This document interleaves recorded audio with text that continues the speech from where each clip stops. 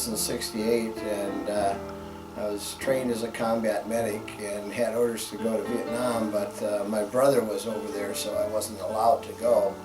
So I specialized in psychiatric work and went to several medical schools for the Air Force, and then got stationed out in Southern California on a psychiatric unit. And although I didn't do combat in Vietnam, I did a lot of combat on the psych unit, and got hurt, but it was a rewarding experience. I enjoy helping people. After I got hurt on the psych unit, I transferred into physical therapy, where I did surgical debridement burn patients and wound care and physical therapy, and that was some of the most rewarding work I've ever done in my life. And there's things that happened there that were absolutely incredible, miracles. And that part of my life I'll never forget, because I've always enjoyed medicine, and I've worked in hospitals and clinics and doing massage for all my life. And it's been a very rewarding career, and I thank the military for giving me an education in medicine.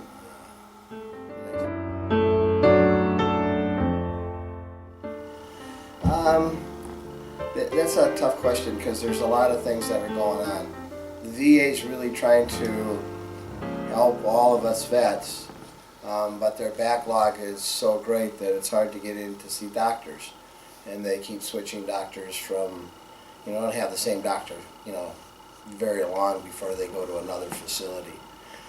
But I have to admit that the VA is trying to work within the system, and I think we probably need to appropriate more money. Of course, that's always the answer. But generally speaking, I think I've been ignored more than anything else.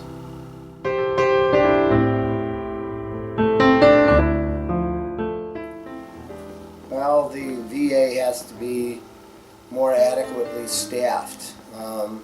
Instead of worrying about hiring so many doctors, I think that if they got some physician's assistants into the program to see the vets on a regular basis, that they would be able to serve more vets adequately.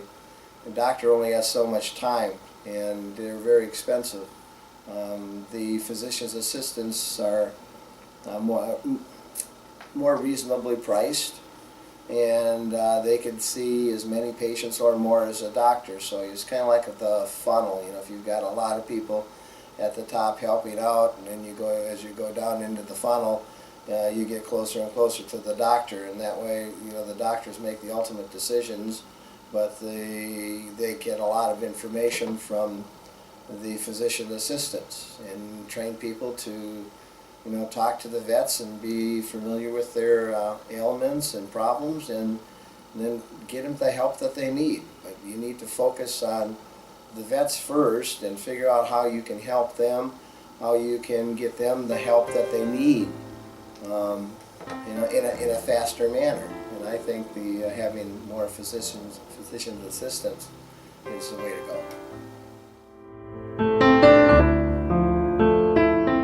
Well, in this day and age, the armed forces are highly respected. During Vietnam, we were not respected at all. A lot of places where we weren't even allowed to wear our uniforms off base because of the antagonism that we got from the locals in Southern California. But today, that's all different. There's a respect for the veterans, and if somebody needs to get an education, needs discipline, is trying to improve themselves, the military is a very good way to go. The discipline is hard, and you're told what to do, but it creates character and understanding and camaraderie. And you get a GI Bill so you can go to school afterwards and go into whatever field you want to go into. So I think today the military, man, it's a lot better, and the GI Bill when I got out was phenomenal. In fact, that's why I went in the Air Forces, so that I could go to college. I saw my two older brothers get a free ride to college, and neither one of them made it out. They just dropped out. So I figured that if I was given to me, I probably wouldn't succeed. But if I did it myself, then I probably would. So I went into service, got the GI Bill, and went to school for 6 wonderful years. Got several degrees, one in speech, one in philosophy, and I think I'm 1 credit short for conservation. And I got to take the classes I wanted to take. I got an education that was superb, and I loved it. It was a great time in my life. See, the only bad part is that I had to go through the military to get it. The military did things, and things happened in there that were horrible. And those things you always have to live with. Sometimes it's easy, sometimes it's hard. But I had school to go to, and that once you're focused on school, a lot of those things just go back by the wayside, and you continue on with your life. So I am very grateful that the VA gave me the GI Bill to go to school. And I think that was the main reason that I went into the military, and I got what I wanted. A few things I didn't, but I guess that's life.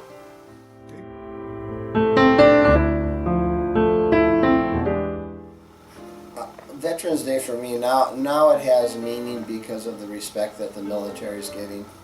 I would never wear my hat or anything signifying that I was in the military for many years after I got out of the service in 72. I was never proud of my service until people started asking me if I was in the military, and I told them yes, and they thanked me. And that never happened early, during my military career and afterwards.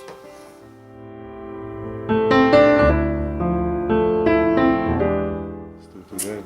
Stuart Osborne, a 5-year-old boy that was not able to walk because he had an inner ear infection that devastated his inner ear, and they only gave him about a 5% chance of walking because there was no repair of the inner ear at that time.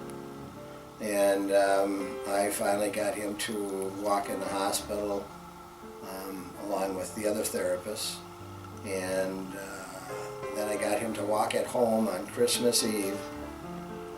Got him to walk across from the fireplace to the couch where all his family was standing. And Stuart, he had all these loving sisters and mom and dad, so anytime they wanted to go somewhere, they just picked him up and took him. And so they were enabling him to not walk. So I had to keep them on the couch no matter what, and I had to make Stuart walk across the room. And I kept picking him up and bringing him back, picking him up and bringing him back until he started to cry. And I said, Stuart, all you have to do is walk over there.